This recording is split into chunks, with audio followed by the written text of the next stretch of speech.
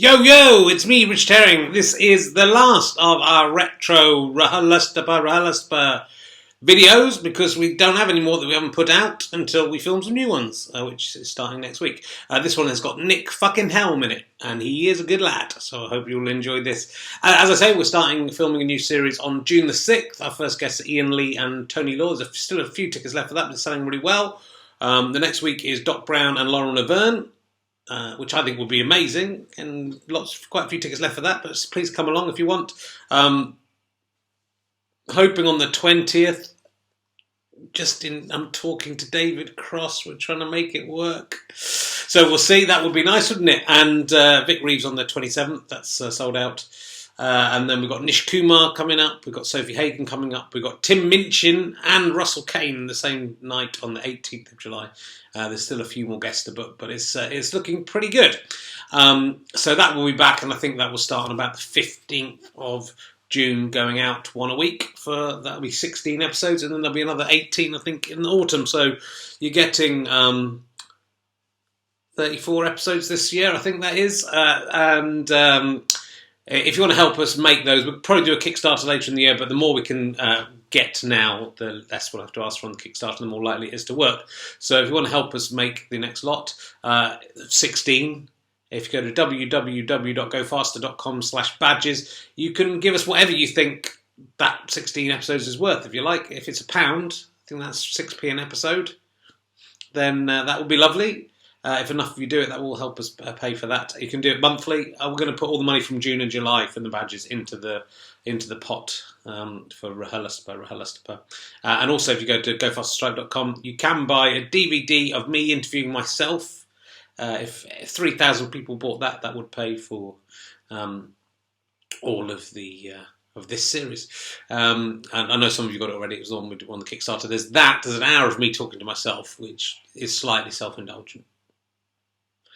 And that's me saying that.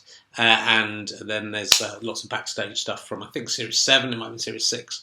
I've lost count of which series we're on. Anyway, thank you very much for watching all these, and we'll be back very soon with more. Here is Nick Flickin' Helm.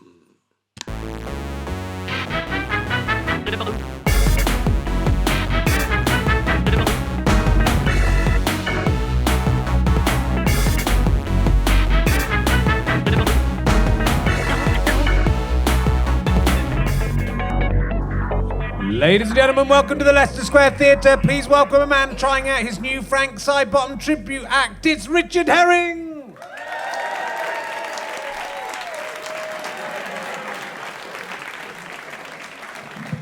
Hello, I am Richard Herring. I am Richard Herring. Hello, welcome to... You'd have to buy the video to see what that was about. Welcome to Richard Herring's Leicester Square Theatre podcast, or as all the cool kids are calling it, RHLSTP. Wow, you are much better than last week's audience. This is the second time this has happened. Someone sent me a mask of my own face, which is slightly creepy.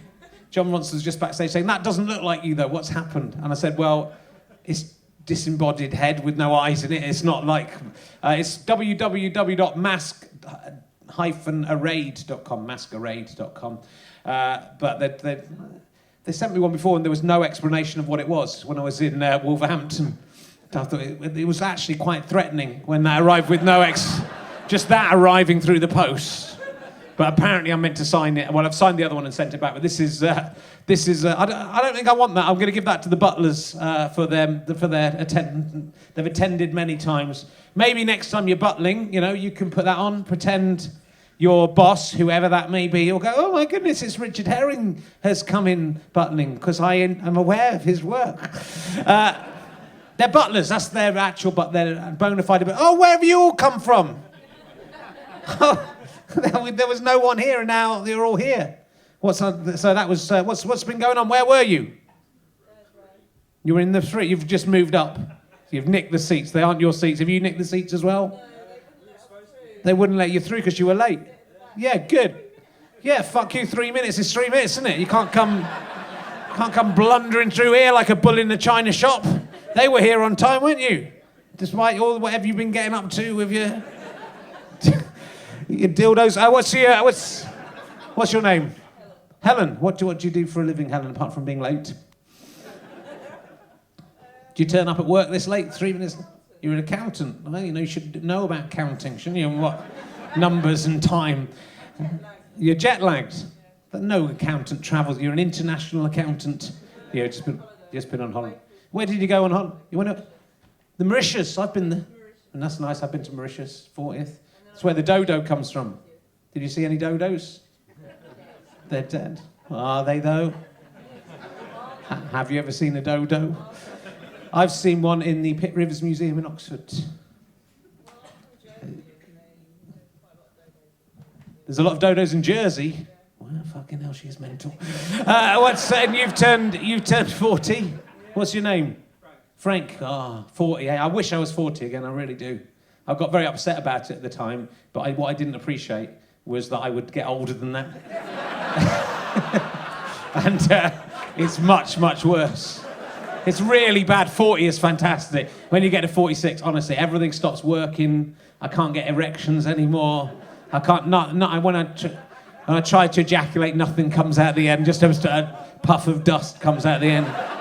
So your testicles get really massive, and they kind of, if I took my trousers off, they'd be right down. The gravity takes its effect. So what I'm saying, enjoy being 40 while you can still.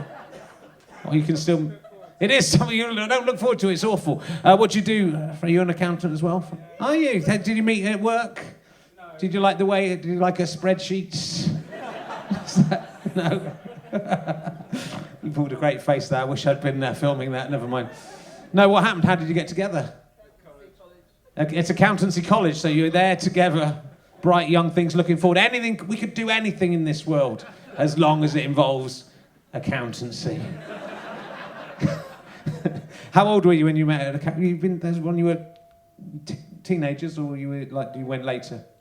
How long have you been together? 12 years ago, so, mature students. That's good. Yeah, sort of mature, Frank, aren't it? No, not very mature, that's good.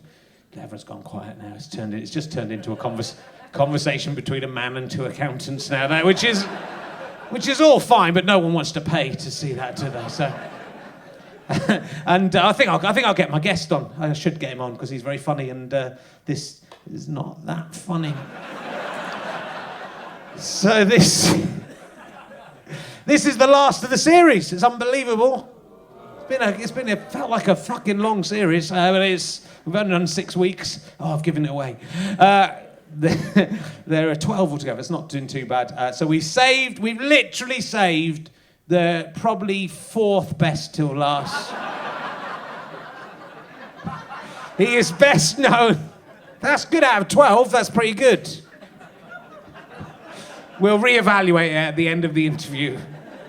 He is probably best known from appearing in an IKEA advert in Poland. That is probably why most people are here.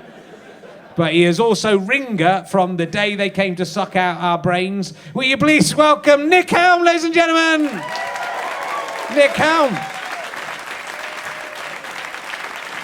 Welcome along. How you doing? How are you? Pick up a mic, make yourself at home. Hello. Hello, you all right? Yeah, I'm all right. Good, good. Tell us a bit about the IKEA ad that you appeared in Poland. Yeah, I did an IKEA ad in Poland. That's what everyone knows you from. That's what everyone shouts at us, cheat at me and say, do the lines from the IKEA ad. Hallo, Gorgania! So I went, I didn't have any money. Yeah. And no one's judging you. No, but I think now I wouldn't have done it. Okay. But it was better than the gambling ad I did. So. Yeah, I didn't have any money, and so I went for auditions to this street, actually, outside the Leicester Square Theatre. So just outside here, there's like a casting agency. Spotlight. And I went in and I did an audition in English. Yeah. And that went fine. And then I did another. I did get you to be like improvise and do stuff. And I did stuff and it was fine. And then they said, "Great, you got the part." I was like, "Great." And they said, "You got to go to Poland to film it." And I was like, "Okay." And it was winter, and so I went out to Poland, and I'd never really been away at that point in my life, and And so I went out to Poland. They threw me out at like 5 o'clock in the afternoon, and I got there, and then I had a costume fitting, and then halfway through the costume fitting, I heard people talking. It was all Polish crew, and I heard them talking, and I overheard something about the fact that I'd be speaking in Polish tomorrow, and I'm not. I'm not Polish, and I've never been good at languages. No. And and if I had been good at languages at school, I still wouldn't be good at Polish because no one ever studies Polish. And so I said, "What the fuck are you talking about?" And they said, "Yeah, you're going to be talking." So I got them all to spell it out phonetically for me. Right. And I spent all night learning it. And it was Polish winter, and there was snowbanks that were about 10 feet tall. Well, but I'm not fucking... They were like taller than me. They were huge snowbanks up and down this street. But we were filming as if it was autumn, or maybe spring, but not summer. And so my costume that they gave me was they gave me like this little cotton T-shirt and kind of like a camouflage cotton vest, like jacket type thing, and they'd just cleared the 10 feet of pavement that I was going to be standing on of snow, and there was snow everywhere else except for the bit that I was standing on, wearing spring clothing, and everyone else was wearing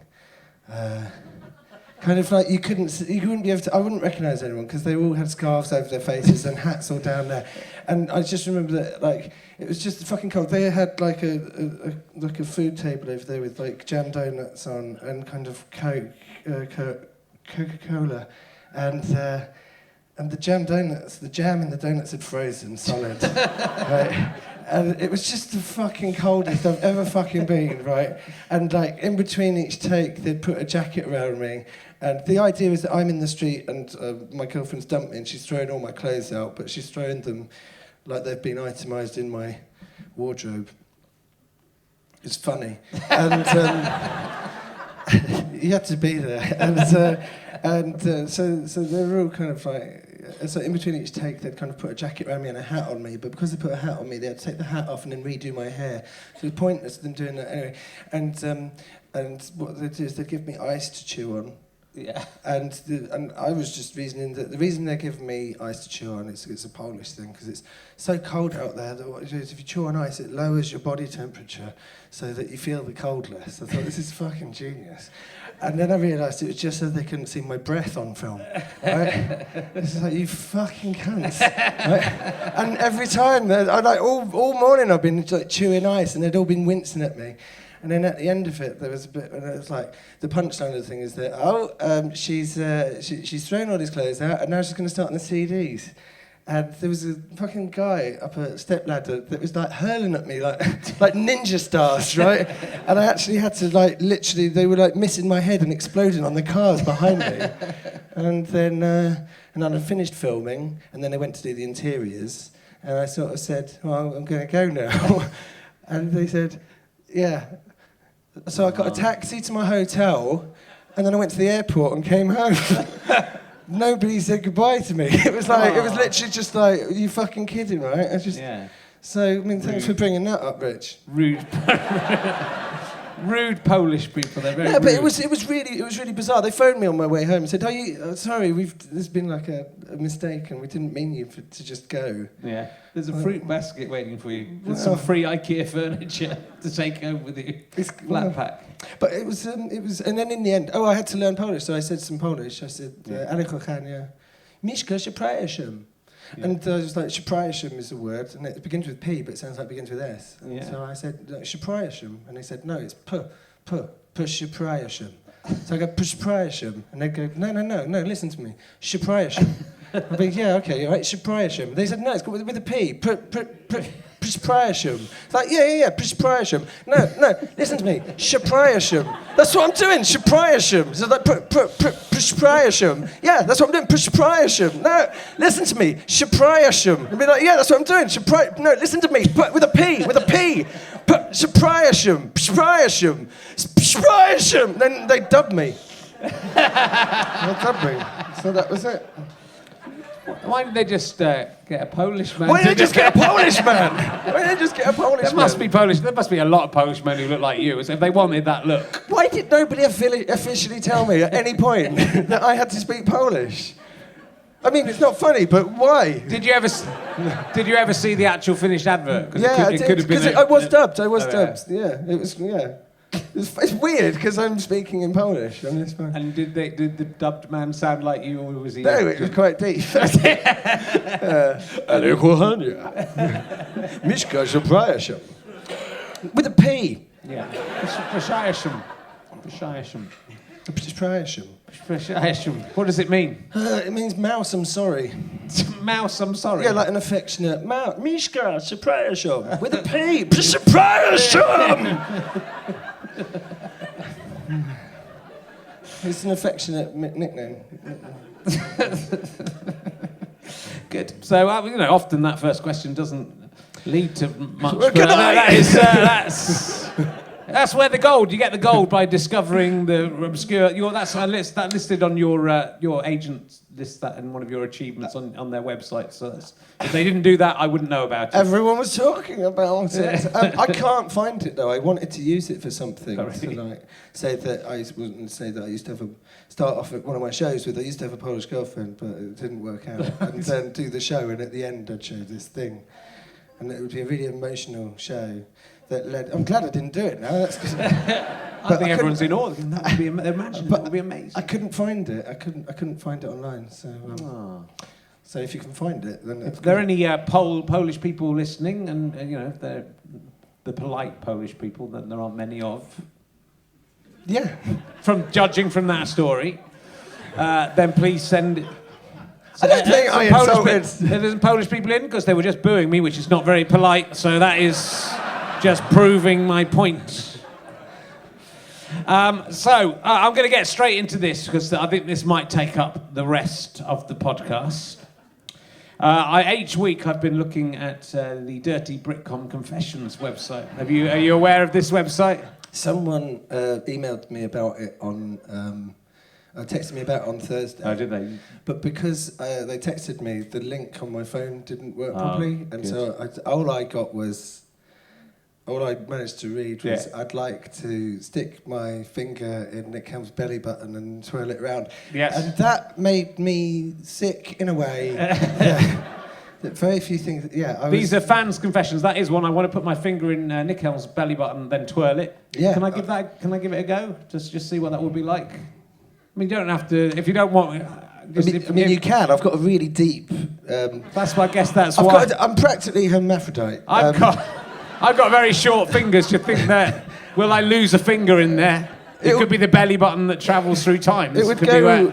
I mean, this is degrading, isn't it? Didn't you did student gig and you took your trousers off and then you quit stand up after that, didn't you? Yeah. And then you came back to This could be the same. Let's have a look. Do you have to? Can we do it in private? I mean, that's worse in a way, isn't it? It's like not in front of the others. This is really a thing for two. I don't think either of us want to do. You're going to finger fuck my belly button. And then the person who wrote that will then get to watch this and masturbate while they. But they might be going, I don't want Richard Herring's stubby little fingers in there. I get a lot of belly button fluff as well. Do you? That's all right. Well, I don't mind. Where does that come from? I did a routine about it, but I still never got down to it. It comes off your clothes. Yeah, but like all of your clothes and all of your hairs do like hand to hand kind of thing, and they pass all the bits of fluff all the way down, and then you store it here. Yeah. Is that what you're saying happens? Because that's mental, Richard. I've only got, it's like a little pube in there, that's all this. It's a belly pube, look. We both got quite hairy bellies, I've shown mine. It's not a pube though, is it? No. Unless all of your little body hairs have gone yank, and if you can train it to do that, then... Let's not prolong this any longer. Because, to be honest, this is the least of our worries. All right, give me both barrels. I know it's deep. Fuck off! Hey, look, I'm just going along with this because I don't want to be the prick in the room, all right? If Richard Herring says, let me finger fuck your belly button, right? Hey, it's a fucking podcast, right? Right, he's asked to do this. I haven't volunteered this, right? So don't you all fucking reel in disgust like there's nothing fucking wrong with you. Come on, let's do it. We'll do it. I'm not sure I want to now, Rich. Now, fuck me.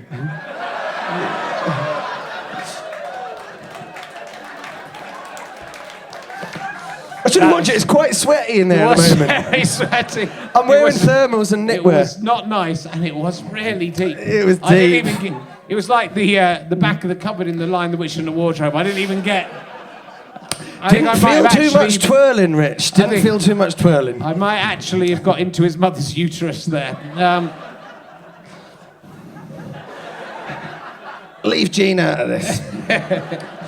That was just one of the. There are many, many of yours, many fantasies, which I think is interesting. It's like with Greg Davies, there were similarly elaborate fantasies for Greg.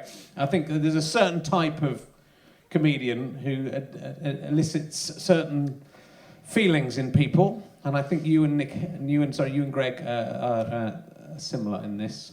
Yours are better than his. I need Nick Helm to shout into my vagina.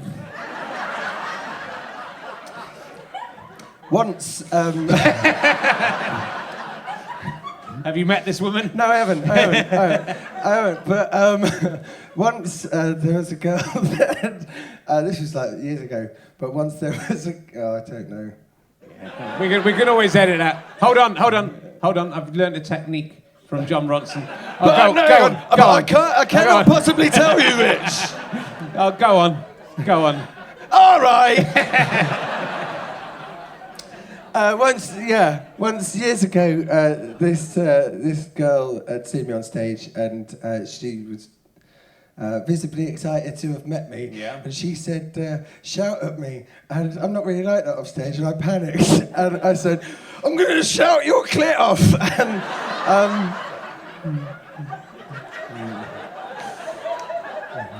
So a word of warning. I don't think the idea of shouting. and I did. So It's not the most. The image it conjures up is like of a cavern of some kind. That's the problem. Imagine this woman's going to open her legs, you shout it, it's going to echo around this massive cavernous space. is anybody there? It's not the most flattering thing. Okay, this one starts badly for you, Yeah. but then becomes interesting. I really hated Nick Helm for so long. Mum? But ever since he was in Dictionary Corner on 8 out of 10 Cats 2 Countdown and sang to Susie Dent, I've just wanted to shag him. Mum! That's, I mean, what do you say to that? Yes, please. Also, Susie would be more than welcome to join in. What did you sing to Susie Dent? It depends what I did. I did it twice. Did you? So yeah, in one night. I sung twice. I sang it on 2 occasions. I sung one song. I can't remember. I think I sung "Don't Fall in Love with Me" once, which is a song that I've written. And then I sung another song that I wrote especially for her the second time because they wanted me to do another song, and I sung a song called "Susie." So you're just gonna. I mean, there's no way of contacting them back to find out exactly what they want you to Which do one in they order want. to make that happen, is there? It's So- amazing that the power of song has turned hate into lust. Not really. I mean, that's why it's so popular. Okay, I suppose. That way all pop stars start because they think everyone hates them, and then they start singing, Oh, most pop stars start because singers start because they want to get shagged, don't they? Yeah. That's the running theme with every. I read autobiographies, and that is the running theme. That Yeah. They all wanted to have sex at some Yeah. point. Yeah, that is true. Well, there's someone who wants to have sex with you, so it's worked for you. I hated Nick Helm for so long. For so long, you haven't even been going that long. So that must be like someone who's found you very early in your career. God, I hate him. And not only just I hate him, I'm going to hate him. I'm going to track him down and keep hating him until he's on TV. And if he's on Countdown, I might like him. Okay. I dream of licking and kissing Nick Helm's hairy belly. And I think we have to. Do we have to do? I think we have to do it, don't we? Just to see. I've been a big fan of yours for years, so this is a dream come true. Okay. I did it. I don't mind kissing it. It's the This is fucking degrading. For who though? For which of us is more degraded Nobody by licking wins. your belly? Nobody wins, but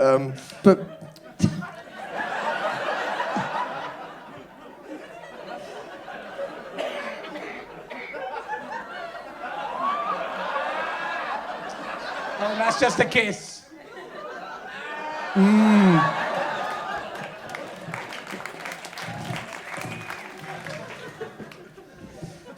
oh You wait till the one that comes after the next one. god. So yeah, this I genuinely that was hot. That was so.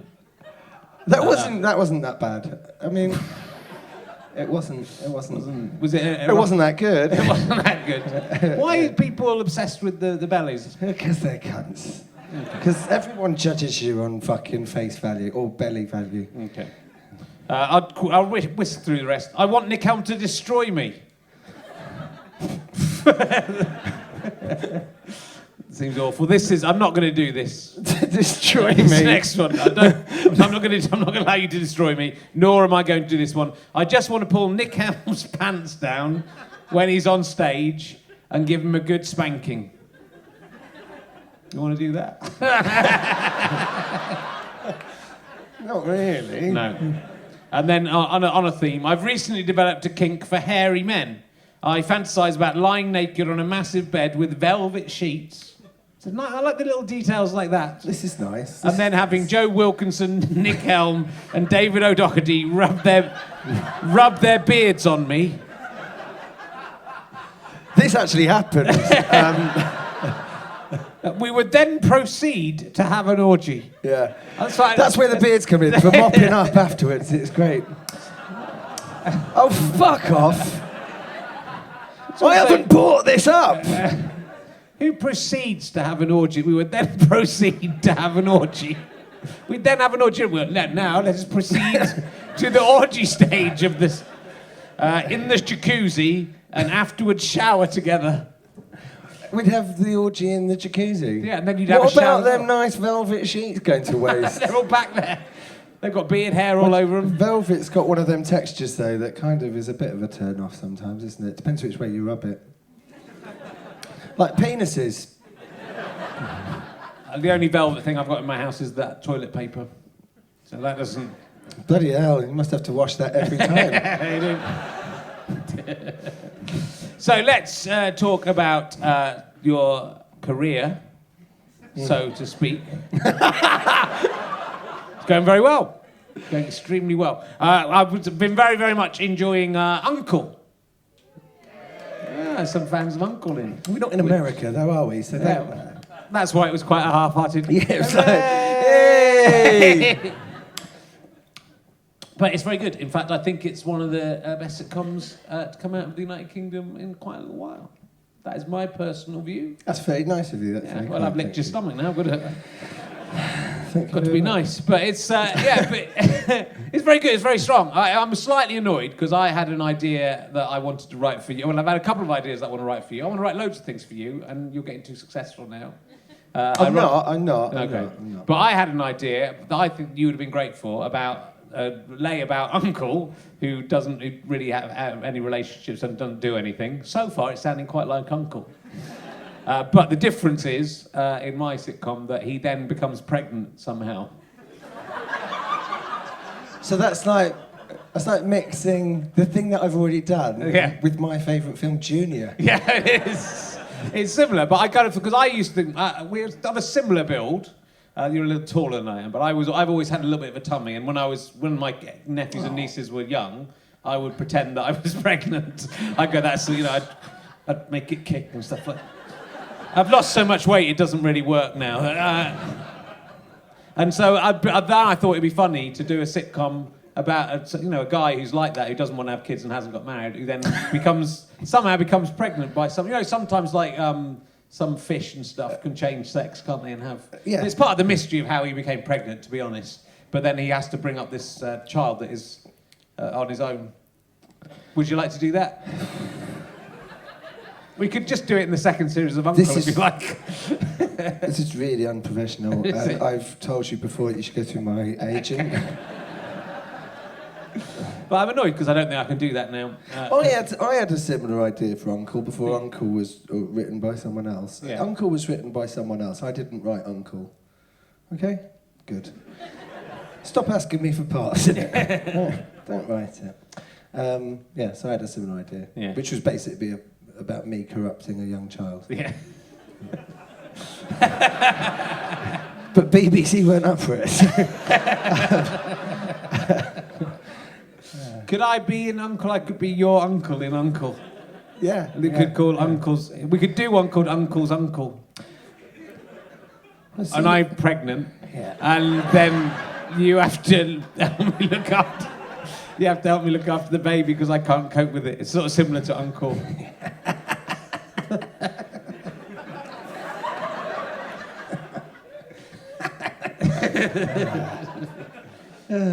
So you're not allowed to be rude in front of the actual child, though. Is that right? In the yeah, we're not allowed to swear. Yeah. So the show is I think I play an uncle. I don't know if anyone's picked up on that. If you haven't seen it, I play an uncle of I think we did the pilot. He was 11, and when we did the series, we had to refilm the pilot because he'd grown. And so would I. And and so he's like this cute 11-year-old, 12-year-old kid. Yeah. And I'm his crap uncle. And that is as funny as it gets. So don't bother if you haven't seen it. So this guy called Oliver Refn wrote it. And so I in the first series, and when we did the pilot for Channel 4, it was before like all of this stuff had happened. You know. I'm aware of the stuff. Yeah. So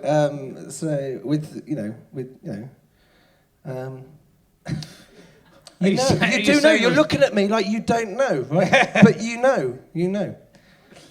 All of the. There's been some stuff in the news. There's been some stuff in the news over the last, Have you been reading the news? The stuff in the news. She's aware. We're all aware of the news. I mean, you know what I'm talking about. I'm just worried about what the series used to be before that came out and ruined it. It was all about everyone just having sex with a kid. It was very funny. And then that comes along. His mum was fine with Jimmy Savile, yeah? Yeah, brilliant. Okay, good. So when we filmed the pilot, things were a lot more relaxed around kids, and we'd swear a bit, and it was fine. And his mum was there, and it was all right. And then when we moved over to BBC, things had been a little bit tough. And they'd clamped down on some things. I'd say they're shutting the door after the horse has bolted there. It's just like, why should I suffer for the sins of our forefathers? So we weren't allowed to swear, or there's no sexual references or drugs or drug references, I should say. We did drugs in front of him. We just weren't allowed to talk about them. And it was a bit of a shame because when we did the pilot, we had a long scene where I was in the car, and basically we were sat in a car together, and there was like crew, but they were all kind of like 20 feet away, and we were all mic'd up, and we would have to spend hours in this car, and we got on really well, and we'd kind of like we were on this, bless you, we were on this low loader, and which is like a truck. It's kind of like a trailer, because I can't drive, but it wouldn't matter anyway. When you're filming, if you're driving scenes, they often they put you on a little so you don't have to worry trolley, about and they drive you around in like a lap, and you go round and round, and you film it all. And we did that, and we'd just swear. He swears a lot, And have you learned any swear words from him that you didn't know? Has he corrupted you? I didn't know the word fuck before I met him. I didn't know the cunt word. It was he swears. He used to swear a lot. But so now it's got to the point where you're not allowed to swear in front of him. I didn't swear in front of him once. No. I swear a lot. And I didn't swear in front of him for an entire 7 weeks. And I was really proud of myself. I did that well. But him and his mum used to swear a lot in front of me to taunt me about how I'm not allowed, because it would get shut down from compliance, and no one on the set was allowed to swear in front of him. And so if I had a swearing scene, what would happen is I'd do the scene in the car, and we'd have a clean script, and I would kind of like not swear in front of the kid, and then Elliot is the kid, and he'd be taken out, and then his mum would replace him because she was the same height, and she would wear a wig and his costume, and then you'd be able to swear in front of her. So every time there's a scene and it's me and the kid and I'm swearing, and it's a close-up of me and I'm swearing at the kid, I'm acting against a 30-something-year-old. It was like the end of Don't Look Now. But I'm acting against something that isn't the kid. Looks a bit like the kid until she turns around and you go, right? So what I guess the moral of this story is that I'm an amazing actor. I did really well with that. Yeah, so I'd never acted before, but yeah, you're not allowed, so they just wheel him out, wheel her in, and then... Have you not? You really not? Because you are very good at it. But you've done, like, I've seen you do little plays and stuff on. I think You Stink. That's kind of acting, wasn't it? Mm. That's sort of. Yeah. I mean, I wanted to act. Yeah. Well, I wanted to perform and do something. I don't know. Yeah, I think you're very good. I'm surprised you haven't acted. That's nice of you to say. Thank you. But I haven't done it before. Look what I just did there. I was acting like I didn't care. But I did. I've spilled some alcohol. It's fucking... Valuable beer. We can get you more beer if you need more beer. So I'll ask you an emergency question, because there has been an actual emergency of some beer. I've just been watching Final Destination 5 as I've been touring. I've been in Hull and Cardiff, been driven around, so I've been watching terrible films. Which one is the fifth one? It's when they are in a... Have you seen them all? I think I have, but you know what? At the end of Final Destination 5, they show clips of every single other Final Destination film and everyone being killed. I barely recognised any of the actors in it. What's Final Destination 5? They're on a coach. Is it the Final Destination? It's called Final Destination 5. It's actually called V. They're on a coach that's on a bridge. Don't want to give too much away about the plot, but they escape from the coach. But what I don't get about we'll get onto this in a minute, because when you ask, but what I don't get about the Final Destination films is, why does fate allow the person to see a vision of what's going to happen if you're not allowed to change fate? That seems to be the mistake fate has made there. If people have to die when they've got to die, don't show them what's going to happen, because they'll run away. I think that is just coincidence. Okay. I think the fact that fate hasn't shown them future, it's just fate. That's fate, that they're going to die. Yeah. But what's happened is that just so happens that all 5 times that's happened, there's just been someone involved in that accident that happens to be able to see in the future. Yeah, okay. That's my understanding of the series. That makes more sense of it. But now, because I don't know why I watched it, because I hate stuff like that, because it's all about people having their eyes sliced out and knives flying into their faces and second one's good though. Second one's really good. Which one's the second one? I think the second one is when the fence explodes and it goes. Not many fans of Final Destination. You're really just comedy fans, aren't you? Final Destination franchise is very interesting. There is to give you quite a big spoiler about Final Destination 5. Should I do that? Yeah, I will. If you want to watch, if you haven't seen Final Destination 5... I don't think I've seen Final Destination 5. Don't listen to this then. At the end I'm the only person that's interested in this. At the end of... You could have told me this in the dressing room. At the end of Final Destination... That's what I like about this podcast. We're allowed to talk about what interests us and no one else cares. You're ruining it for the only person that cares. At the end of Final Destination 5, Nick, I don't want to ruin it for you, but they get on a plane flight, and then it turns out... Yes, it's the one from the original, right? Yeah. Oh, yeah, someone's already ruined that for me. Yeah. I don't even like that franchise very much. I don't. So. But the point I was going to make is, now, having watched that, every time anything like a little accident happens and some water, like has happened there, some liquid drips on the floor, I'm just imagining that we're all going to get electrocuted and something terrible is going to happen. So it's a terrifying film. Don't watch it. Oh, right. That's my advice, because I've spoilt it for you. People have started talking over there because they don't like the They fun. hate Final Destination. Well, It was amazing though, because this is as bad as it gets. Yeah. So really, when that's built, Yeah. I had a premonition that the next 5 minutes of everyone's life is going to be wasted. you could have stopped us talking We're all about right, it. guys. We're all You right. could have It's gone fine. back. It's fine. I will ask you an emergency question because there's literally been an emergency. So that one finds emergencies amusing. I don't think she should. Would you rather have a hand made of ham or an armpit that dispenses sun cream? The ham is edible and you can nibble it a bit and it'll grow back. But if you ate the whole hand in one go, that'd be the end of your hand. The sun cream is just enough for your own personal use for a year. For as we go, you can't sell it. What quality ham? Because sometimes you get a lot of like gristle, and you get like the white bits that go through it. Yeah. And It would be third best quality ham. from the very best ham. Yeah. Because you can get like. No, it wouldn't be the very best because that We wouldn't be like your Parma. No, it's not. Well, that's ironic, isn't it? Because I'd have a Parma ham. Yeah. You can have that one if you want. You can stick that in your. That's the kind of joke. you Yeah, like, that's what I'm calling my next show. palm of hand. Parma ham. Nick Hill's got a Parma ham. Who wants a nibble? That'll be my catchphrase. It's fucking good, Rich. It's writing itself. Yeah.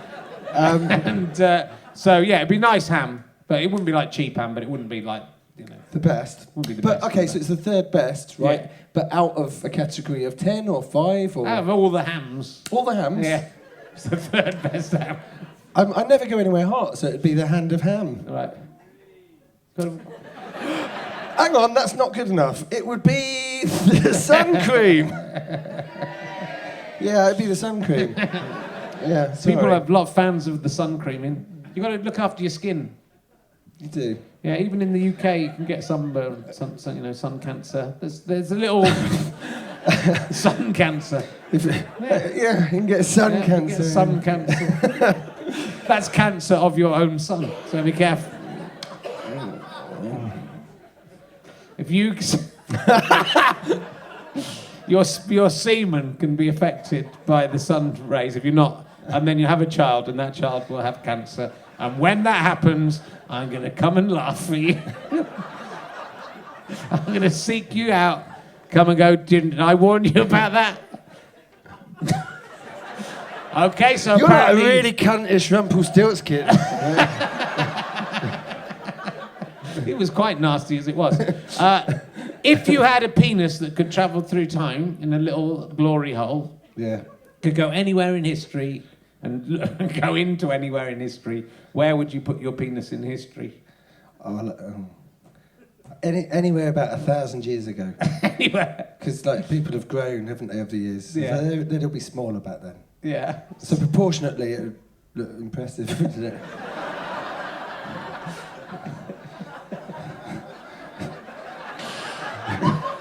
We're going to put the pyramid down. Look at that. Your grasp on history is not great, I have to say. All 300 years ago, doesn't matter. Doesn't matter to me. Anywhere where hands, vaginas, and men's bum holes were smaller. So a kindergarten. How old am I? Good question. You're still your age. You Oh, could go back no. to that island in Indonesia where the Hobbit people were. How about that? Was it in Indonesia where they discovered the... Come on, people, be with me. They discovered the new human species of little Hobbit people in Indonesia or something. You're nodding. You know what I'm talking Pygmies? about. They weren't pygmies. They were Habiti Flores or something they're called. Well, there's no need for time travel though. Just go there now. No, they're dead. They're not there anymore. They died about 8,000 years ago. So I go 8,000 years ago. I'm just That's guessing now. even better. Okay, I'll ask. We need another emergency question to get us out of the emergency questions, which have gone badly. I thought, to be honest, I thought this. I've got quite bad writing. I'll tell you what I thought this said. Did you have gonorrhea as a teenager? What is it? Did you go travelling as a teenager? The misreading is a much better question. It's weird because that's how I got it. Yeah. Did you have a year off or gap year and go away and... Is this travel an around the emergency country? question? Yeah. But the other one was if you could put your dick anywhere in time. Yeah. And then It if you was. had an armpit with sun cream Yeah. and this is, did you go travelling when you were younger? I mean, it's tailing off, isn't it? Listen, Quality. You've got to mix it up with the emergency questions. Do you want Yeah. another one? No, well, I didn't. Have you ever put anything down your urethra? Have you ever done that? Have you ever tried that? So I didn't have a passport till I was 25. We have established that you weren't really a travelling person. What is it like being Nick Helm? That is an emergency question that made Stephen Fry, not that, I asked him what's it like being Stephen Fry. Oh, right. Yeah. What's it like being Nick Helm? Yeah, it's all right. To be honest, that isn't as good as Stephen Fry's What was, answer. what was Stephen Fry's answer? Well, he kind of went into, he said it was quite a nice life, but then he'd had some problems in the previous year, and then he admitted to something nasty that happened to him. What?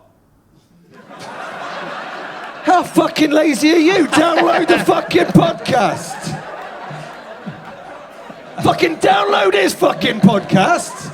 All right, download. Unless you are Stephen Fry, right. But download his fucking podcast. Listen to that, right? He's not even reading. Fuck you. It's fucking annoying being Nick Helm. There's always some cunt that comes along and wants you to fucking talk about Stephen Fry and his tough year. He had a very tough year. It was more than tough. So we're back to the proper questions now. We did very well with the emergency question. Can't believe that. I'm annoyed now, Rich. What? It's the best heckle ever. What? I'm not going to tell you. Yeah, it's that's what you. He didn't even pick up that. That's how stupid that man is.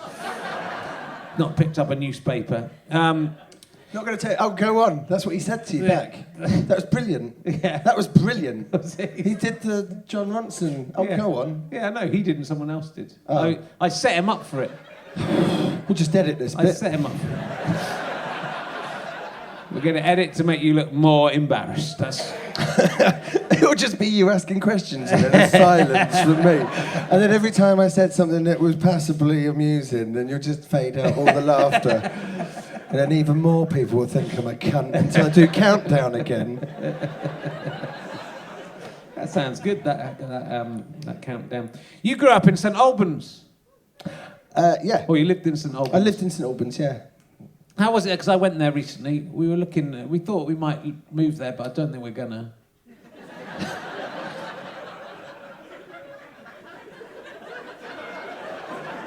Now I've heard that you were there as a teenager I think with your gonorrhea. I think I mean, good or bad. I think a lot of the reason I am the way I am today is because of St Albans. St Albans. What particularly about St Albans made you as you are?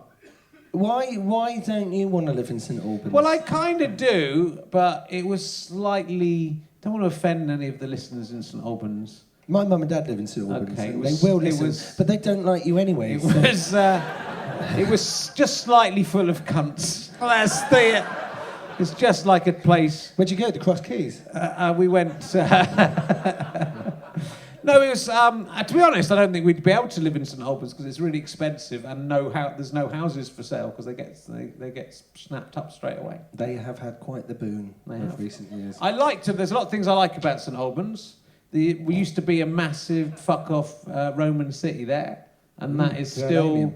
And that is still. I mean, there's nothing there, but they haven't built on top of it. If you want to live in St Albans, you got to know 3 things. Okay. There's a clock tower. Yeah. There's a Waffle House. Yeah. And market day is Wednesday and Saturday. I'd probably find those things out if I went to live in St Albans. Well, you don't need to find them out now. You're way ahead of the rest. It was fine. I was born in St Bartholomew's in London, and I grew up in Finsbury Park. Yes. Just off Blackstock Road, and that was a lot of fun. Yeah. And we were young back then. Yeah. That was great. And I went to a school with my sister. We went to a very multicultural school, and it was good. And I didn't know what Christianity was. And at school we used to sing Beatles songs, and all the teachers, everyone was happy. It was great. And it was me and my mate. And then we were in a little gang of about 8 of us, and there was only me and this other guy that were white, and everyone else was like everything. It was great. And then we moved to St Albans. Everyone was white, and it was kind of like. And then they were all reading these books, and it was just like, what the fuck is that? Bibbletown? What's that? And it was Bibletown. I didn't even know how to say the word Bible when we moved from St Albans because it was in the mid-'80s, and people started in Finsbury Park. They started threading syringes through our chicken wire fences at school, on the playground fences. And we'd come into school in the morning, we'd pick up syringes and have sword fights with them. And they had to have assemblies, and they said, "Don't do that." And we were like, "Oh, all right." And no, I don't think that was the reason. I think it just took too long to commute from one end. And we had there was a really nice, like, big house in London, just off Blackstock Road. One of them, like, old Victorian houses that were falling apart. It was good. Sounds and then like we moved to. I've never forgiven my parents for moving me to St Albans, really. So I moved back to London, and then I moved to Brighton for a year, and that was the worst year of my entire life. And then I moved back to. If you were like Jesse in Breaking Bad, you'd have bought the house you grew up in. Yeah. Just to fuck off your parents, and then had to, take. Well, we're not all on the same season, Rich. No. So, so that sounds like don't move to St Albans. No, it doesn't really. Well, it does. We went for. We got there. We went to a Thai restaurant. It wasn't that. It was in like a. Was really it Thai nice, Square? Yeah. No, I don't think it was. It might have been. It's in a really old building. So it was I quite enjoyed it. Is it like a street that's near the cathedral? Yeah. There's a couple of Thai restaurants down Well, it's like in a really old building, and there's like a nice sort of medieval fireplace in there. And I liked it. It was all fusion of Thai stuff. But then we sat down, there was no one in there, and then loads of sixth formers came in and started having their lunch, and they always You will get that in places. spoiled it for us. I don't think that's necessarily St Albans. I think but that it is but actually you have around to the be. corner. What kids go to a Thai restaurant for their dinner? Only kids from St Albans. Oh, we'll go to the Thai restaurant. Fucking have some hot dog and chips out of a van in the back of the school. Don't come to a Thai restaurant and ruin it for me and my wife. It's nice that they're embracing different cultures these days. They are very. It is a sort of It's different, fun- it's different fun. world than the 1980s. St Albans was fine, but I just didn't. I didn't choose it at the time. No. You're not going back. I'm going back on Saturday. See you, Mum and Dad. You got to be. When's this coming out? In the future. Oh yeah, fucking cunt. No, I'm going back.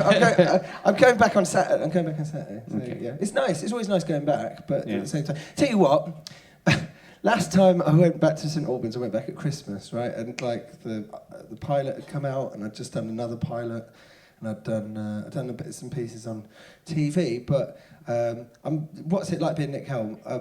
It's no different from how it's always been, right? Which is, I get very depressed, and I get very panicky, and I feel like I'm out of my depth all the time. And I just have a horrific need to be liked by people. And through trial and error, I found out the best way to do that is to call strangers cunts every night, right? And I went back to St Albans, and there was a big group of us out, and I offered, not like everyone, but we were all drinking together. And I said, who wants a drink, right? And there were 2 girls who I'm friends with, and they said, no, we're all right. And there's one girl that I've never really known, let's say. She's like an ex-girlfriend of a friend. And she asked for a glass of Prosecco. And I'm like, in what world is that acceptable? Do you know what I mean? But she'd kind of, it was like, checkmate, motherfucker. And it was like, fine. So I got her a glass of Prosecco and, you know. And then somebody said something at a table and someone's brother came over. And I was like, and we were all chatting. And I laughed because we were all around the table. I went, and the guy just looked at me and said, nobody cares that you're famous, right? And I was like... But I laughed. Do you know what I mean? I'm not even saying. I wouldn't even. You know, I'm not. Yeah. I wouldn't describe myself as that or anything, and I'm not. And then I was walking down the street on my way home. This was Christmas Eve, right? And this was all Christmas Eve, and I was walking on the way home, and there's a pizza restaurant. And it sells pizzas for $2.99. They sell 7-inch pizzas. You can have any 3 toppings you like, and they give you a can of Coke, right?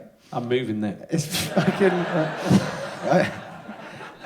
And me and my best mate, every Christmas and New Year, we'd literally go out and we'd get absolutely hammered until 3 o'clock in the morning. And then on the way home, we'd sort of ruin Christmas by the first thing we eat was this fucking $2.99 pizza on the way home. And he's got married and he's had a baby. And and he didn't come back this year. So on my way home, there was this I was feeling like rubbish and old and all that stuff. And there's this sign saying $2.99, right, this pizza. And I took a photo of it. I got my phone out and I took a photo of it. And I was sending this phone. I was drunk and I was kind of like, oh, I can't really see my phone. And I sent this text and I said, oh, Christmas isn't the same without you, yeah? Because it's like, oh, we used to go out and eat pizza every year and it was fucking pathetic, but it's nice. And I was trying to send it and then I had this man just like go, oh, this like kid with his girlfriend and they were standing like in my periphery, but I didn't associate with me. He went, oh, granddad, right? I was like, and then I heard him say it again, he went, oh, granddad. And I was like, and then he said it maybe 5 times, right? And I was like, hang on a minute, I think he means me, right? And I mean, I'm feeling old, I'm feeling fat, I'm feeling old. I've given up smoking, right? And I get put on loads of weight. And I was feeling fat and old, and I was like round, my only friends on Christmas Eve were like all like several years younger than me, and I was doing my best to fit in, and it was like, oh, and then they were like, I was like, oh, and then he called me granddad again. I was like, oh, no. And then I was walking down the road, and he started shouting it after me, like, going, granddad, granddad. And I was like, going, oh, and I had to wait at the crossing. I pressed the button, I was waiting at the crossing, and he goes, granddad. And then I suddenly stopped and went, does he mean uncle? Right?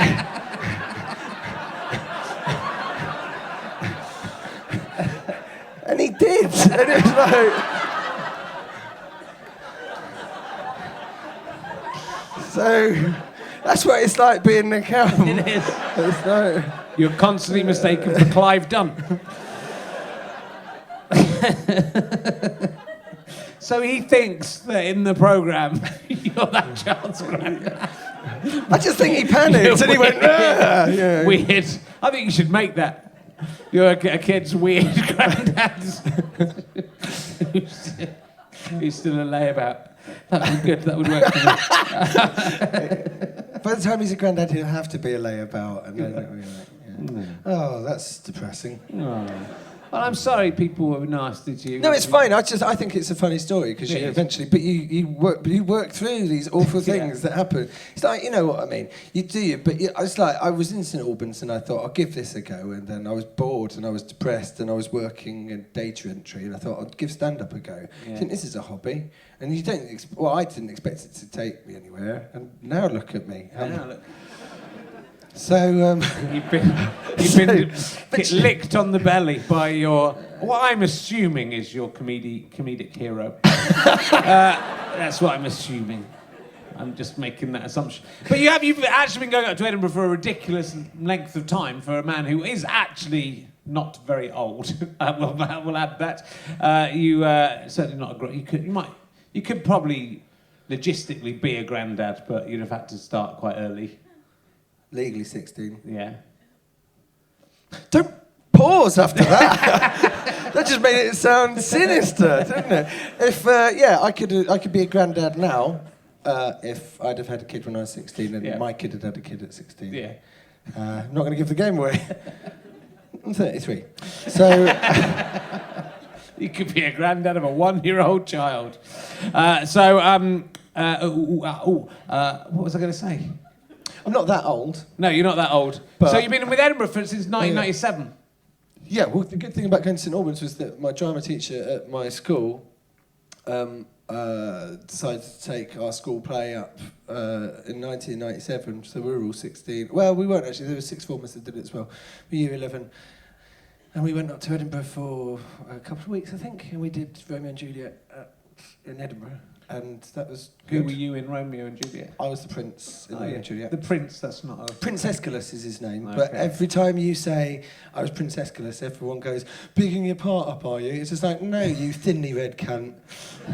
That was his fucking name. What does Prince Aeschylus do? I don't remember. He comes on at the beginning, he goes, he does the speech at the beginning, he does the speech at the end. So he's the one that says, for never was the story of more woe than that of Romeo and his... Oh, fuck. But he's the one that... I just watched this production. Never was there a story of more woe than Romeo. Oh, fuck. And he does the bit really good in as well. Yeah. He goes, he breaks up all the fights, basically. He comes along and goes, stop fighting. He's great. So I did that. Yeah. And so when did you start into stand-up? I saw you. When I just met my wife, before she was my wife, the first summer we had together she was doing a show with you as a Comedy O'Clock. Comedy O'Clock. We did a show. I did a show with Hannah George, Katie Wilkins, and Richard Bond in Edinburgh. So I did my first Edinburgh in '97, and then I wrote my first show in 2001. I did '97, '98, '99. Took a year off. 2001, I missed it, so I wrote my first show. Did another one in 2002. Took a year off. Missed it again. Wrote another show in 2004, took a year off, couldn't afford it, and then I've done every year since 2006. So in total, I've written about 22 Edinburgh shows. That's pretty impressive. Yeah, considering no one fucking knows who the fuck I am. It's like, but except for Grandad, so I did a show in 2007, which is 10 years after my first one, with Katie Wilkins, Hannah George. It was 2008. Was it 2008? Yeah. So 2007, I did a show with Gráinne Maguire and Sarah Campbell. And then the year after I did this is just watching a man remember things. You can look at Wikipedia. You did a show with... I did, it was called Comedy O'Clock, and I compared it, because I couldn't compare. Yeah. So I did it so yeah, that... you couldn't.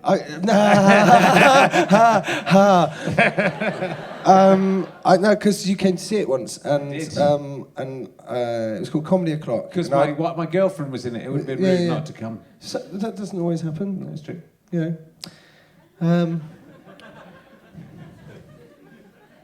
And because I'd go, what time is it? And everyone would go, and I'd go, it's Comedy O'Clock, motherfuckers! And that was how we kicked it off. It was brilliant. And I had one joke, and we were all very nervous because you were in, and I had a joke, and I can't remember what the joke was now, but I said it, and you laughed, and that, It's never... this is vomit-worthy, isn't it? But you don't know what I'm about to say, right? You laughed, and I said, fuck you patronising cunt. And I've never forgiven you for that support. No, it was very nice of you to come along. It was it's nice to support young comedians, one of whom I was having sex with. Thanks for that. Which one is a good question? It was Nick Helm. And one of whom I would one day lick the belly button of. The licking wasn't so bad, it was the finger fucking. Yeah, it was weirdly, that was worse, wasn't it? But you did a show with... Not weirdly, it was definitely worse. Think that licking a man's belly would be worse than putting a finger in his belly button? You would think that, but, you would be wrong. I've done this. I've also blown a raspberry on Greg Davies's belly as well. I've done a lot of... It's almost like I just make up these things, put them up myself, just so I can touch the bellies and kiss the bellies of slightly fat comedians. Because I can't do... Because as hard as I try, I can't do my own belly. Got the end of my cock in, but Have you ever tried to suck your own cock, Nick Helm? Talking of licking your own belly? Yeah, of course I have. Yeah, how'd you get on?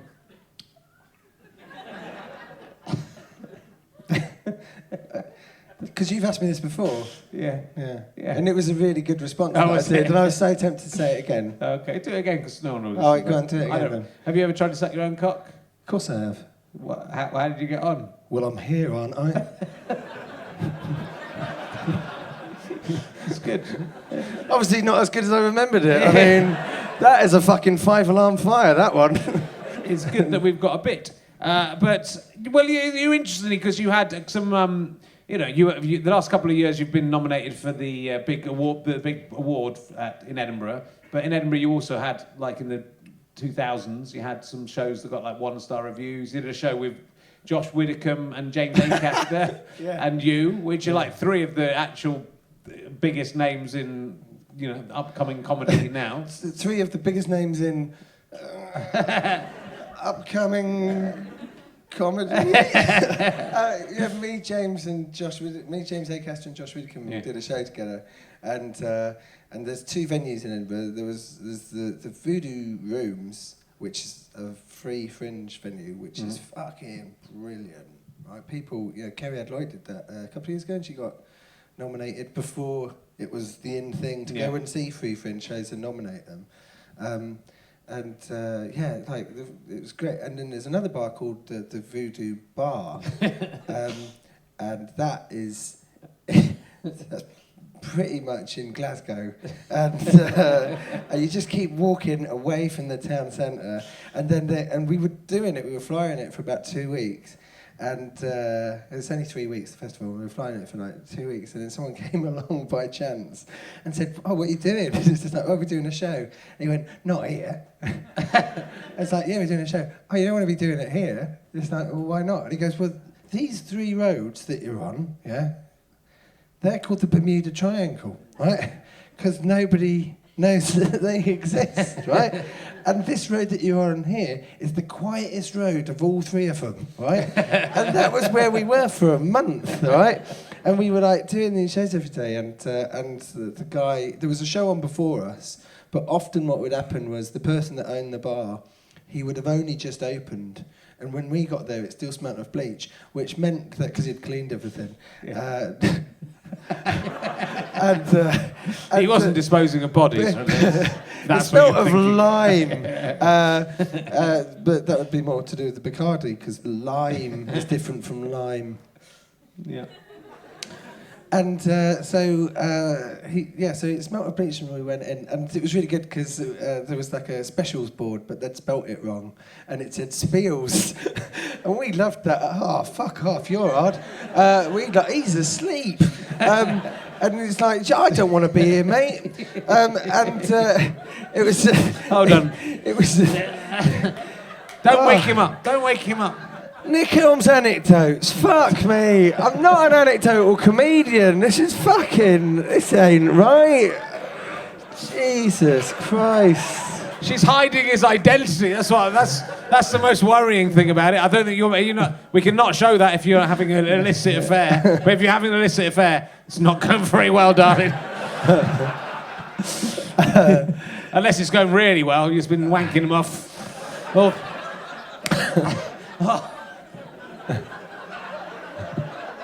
No, I'm tired, mate. I'd love to be asleep now. Yeah. I've got to fucking work here. I'd love just be having a little rest.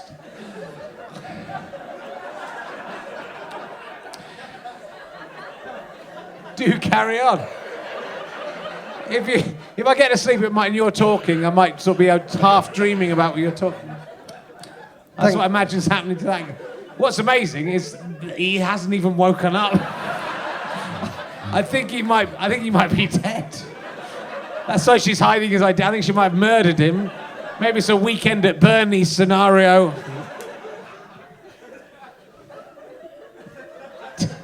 not dead, though, is he? Is he dead? That could be the only reason to not be paying full attention to my Spiels anecdote. I mean, it's funny when you see it written down. Which, of course, he never will.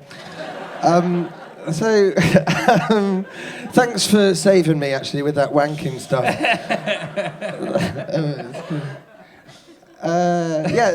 Yeah. So anyway, it was a really bad gig. So did anyone It was a bad gig. It was bad gig. Bad gig. And so we got like a few people in. And the day that we had 4 comedians that came to see us, or maybe it was 3 comedians, and they all sat in the front row. It's a tiny little place, and it was like filled with broken glass and dreams. And it was filled, and there was a big bucket at the back of the room, and we didn't realise it was there for a few weeks. And then by the time we got to it, it was like, and it was just a bucket, huge. It was like one of them old baths, you know, those metal. Oh yeah, little tin bath. Yeah. And it was filled to the brim with stagnant water. And people had just been breathing that in for the whole time. And when you went down the corridor, you went down these stairs, and it was like Texas Chainsaw Massacre. And you'd go in this room, and it was this bar, and there was like light fittings on the wall that had been shattered, and there was like 3 kind of poofs to sit on, and there was some wooden chairs, like an odd collection of chairs. And James Acaster, I think. He kind of like, there was no microphone for that venue, so he volunteered his microphone, and that got stolen. And so there was no microphone for the venue. It was tiny though. It was you could fit about 10 people in there. And then and to top it all off, it was just awful for a whole month to be there. I think this is my month. And then literally to this day, it's the worst room I've ever been in, let alone venue, right? And to top all of this off, for some sort of, sarcastic decoration, they'd put up 3 kind of like partially deflated balloons on the wall, as if to remind you that once there were good times here, but something tragic happened at a birthday party, and no one's been back since. And we did this thing, and so we had 3 comedians on the front row, 3 or 4 comedians on the front row, and this one quiet girl at the back. And the gig went badly. And what would happen was, I think Josh compared, James went on first, and then Josh compared, and then I was the safe pair of hands. So I'd go on, and I still do it. It's kind of like my act, is that I pretend to have a breakdown. And that's fine when people laugh, right? But when they're not laughing, it's just theatre, right? And it's the most depressing theatre you've ever seen. And it was just me in this horrible room with three of my colleagues, 3 comedians on the front row, just staring me out. And this one girl at the back who we didn't know, but she kept making notes. And it turned out she worked for 3 weeks, and she gave us a 1-star review. Oh. And no, it's fine, because we're all over it. That's why I don't talk about it anymore. But it was like me, James, and Josh Widdicombe, and so we quite rightly thought we've done quite well in the last couple of years. I think it's time to put our demons to rest. So we did a show at the Machynlleth Comedy Festival where James and Josh had decided that they'd improvise for it.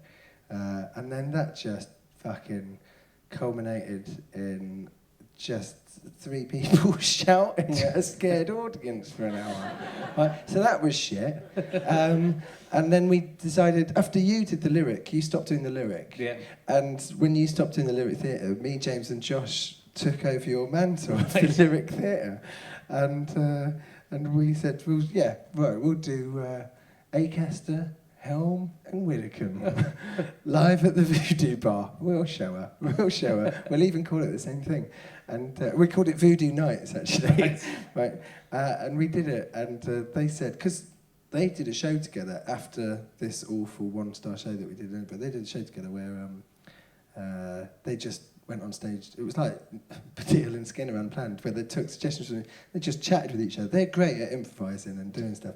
I'm not so much. I kind of need to know what I'm doing before I go on. And so they have all of these skills together, and they were kind of like, well, we're going to go on at the lyric, and we're going to kind of improvise, and then you're going to come on and do what you do, Nick. You'll just shout at people. And I was like, well, you are kind of like undermining me a little bit. There's a little bit more thought to that than that. And I did it, and it went very badly. And people absolutely hated us, but mainly me. And then afterwards, I was in the bar with James and Josh and my friends and family. And it had gone badly, and I'd known it had gone badly. And this man came up to me, and he was incensed. He was so angry. He was so angry. And we'd started at 6 in the morning. I genuinely meant afternoon then. But we started at 6, and the idea was that, you know, it's Sunday night, so people can go off and do something else afterwards. And yeah, so this guy came up to me and goes, that was the worst, you're rubbish, you're rubbish, you're rubbish. But I'm not exaggerating. He came up and he shouted at me in front of and I was just, I'm a normal human being, really. You're rubbish, you're rubbish. And I was like, yeah, well, I appreciate it didn't go that well tonight, you know. I'm not, you know, but I didn't apologise, I appreciate it. But James and Josh were all right, weren't they? Right? Like pointed at him, he goes, yes, they are, because they're comedians. They know what they're doing. Wait, what was that? That was nothing. That was what? You're awful. You're rubbish. And it's like my family there, and I'm just there going, well, you know, I mean. I wouldn't put it that way exactly. It does normally go a lot better. And then he walked off, and he was so angry that he couldn't walk off. And he stopped, and he came back again and said, yeah. And I said, well, all right, because I don't want to make enemies. I said, we'll put it this way, right? It started at 6. It's 9:30 now, right? You didn't enjoy tonight, but there's still time to go off and do something that you really do enjoy, right? And that was like pouring paraffin onto a bonfire.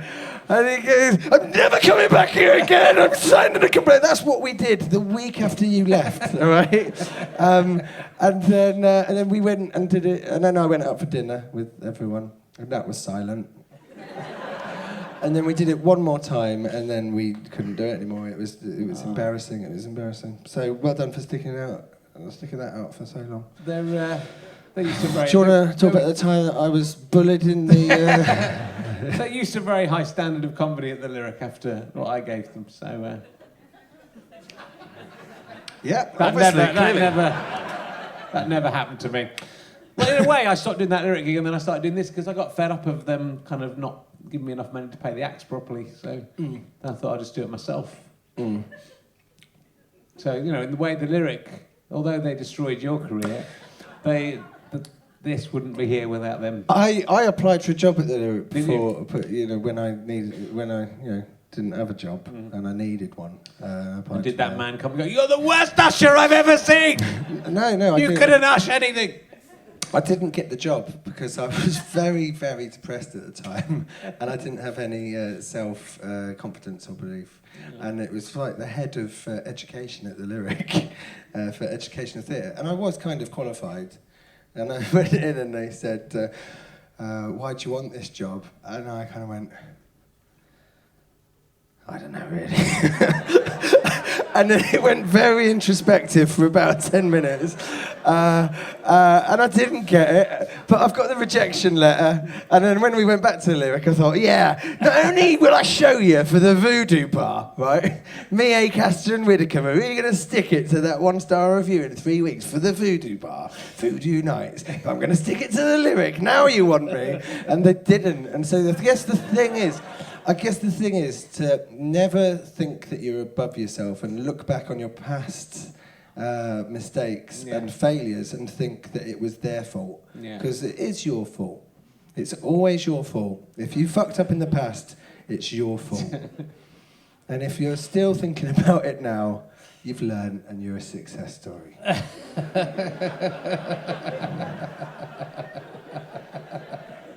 For the viewers at home. Yeah.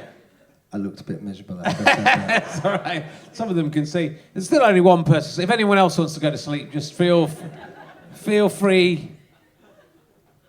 Yeah. It's a long old night, isn't it? Still asleep. Well, it's getting late. I don't even know what day of the week it is anymore. I'm just on the road all the time. It's just a terrible, terrible thing. But we can't leave it there, Nick. Can we? Can we leave it there? No, we're not. We wouldn't dare leave it there. Because listen to that just awkward silence. I don't think it's awkward. I think they're thinking, yeah. Do you know what? Let's get a taxi home tonight. We could all just stay here tonight and sleep. I think he might be. Did he do this? Did he fall asleep a lot? Do you know him? Yeah, you do know, because you were kind of touching his face and stuff, so that'd be... Look, we all like a laugh, right? But if he is dead, right, do pipe up. Because we're only going to find out about it later. You can wake him up. I don't think you'd really... I tried. I can't wake him up. She's tried to wake him up, but she can't wake him up. That probably means he is... Is he, like, breathing? Is his heart beating and stuff? Because, if he's... if 10 minutes ago... If 10 minutes we got the medics out, we could have saved his life, but... Can you extend one of his fingers just so it's like pointing? And oh, we got a volunteer. So we'll come here. Right, is he all right? I'm fine. Not you.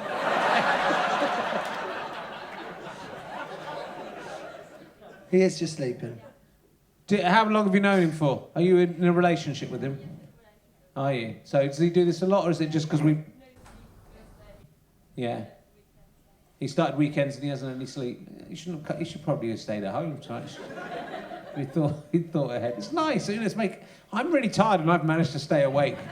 Even through some of these bits were really boring. And I've stayed fully awake. Wow. Oh God! Should we go and have a drink? Yeah. Yeah. Not you, mate. None of you. The butlers could come and the butlers could bring us some drinks. They would love that. There was loads more to talk about. I was going to talk about whether the heartbreak and depression you play on stage is real, but I think we've found out that it definitely is. Yeah, well, Oh, it's better to find out that it's all true, isn't it? Yeah, than it is to think that I'm just making money off of fucking, mental health issues. Are you going to be doing Edinburgh in 2014? The Fringe. That's this year. Yeah. That's a trick question. I just said it in case people were listening in the year 2064 when all these people are dead and... one of them is already dead. Yeah, that's it. That's the irony. Here's that laughter from earlier where people can listen to that. And last week's... And that guy's dead now. He really is, yeah. And then they can listen to you laughing at him being dead. Go, he actually was dead, though. They'll know he actually was dead, and then they'll hear you laughing. And are you gonna be back doing the because I think, yeah. You're well, very not busy really. because you're doing you're doing your own TV show. You're doing more of Uncle. I'm doing I'm writing a TV show now, and we're filming that in June, and that'll be on in the autumn maybe. Okay. And then we're doing Uncle again, and then BBC Three closes, and I'm out of a job. And I did that. So I reckon you'll leapfrog onto BBC Two with that, don't you? We may well. I don't know. But so for Edinburgh, I'm not writing a show. I was going to do the Free Fringe to have a bit of fun, like I did in 2009, but I'm not doing it now. I don't have time because I've got to edit my TV show. But yeah. I'm possibly doing 2 dates up in Edinburgh. Good. Well, everyone should come and see it. It's absolutely fantastic. Stand-up comedian, as well as a very good actor, it turns out. And quite I look like I liked you. Quite a nice bloke. Look like I like you cunt. And then what was the third thing? Quite a nice bloke. Yeah. Oh, bollocks. He's nice in real life. He doesn't say cunt to you at all in real life. And just like me, we're very similar. It's almost like he's just seen what I've done, thought, how could I make that commercial?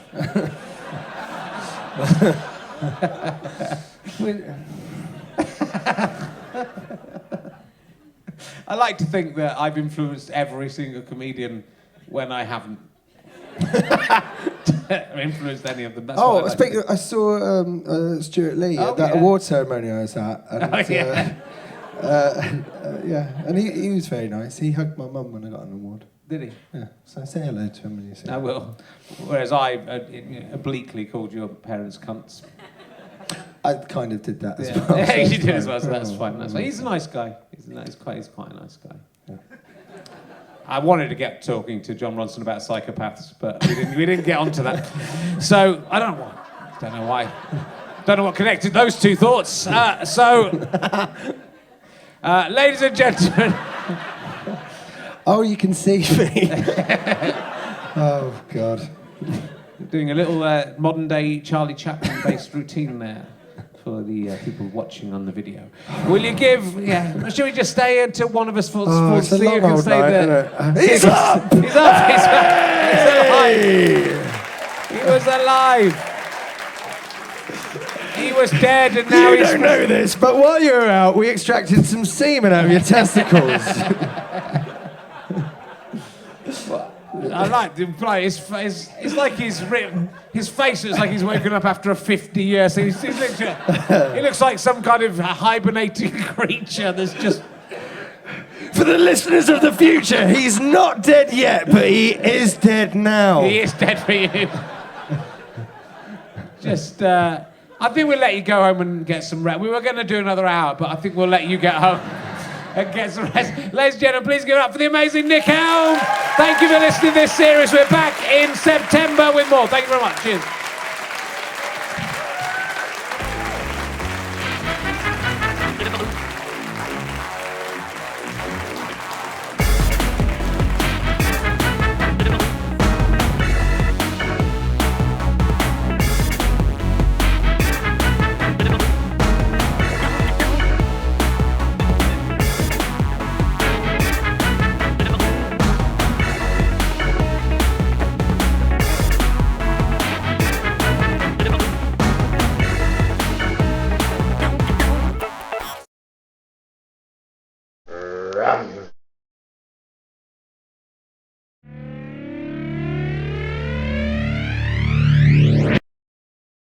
How'd you like them sky potatoes?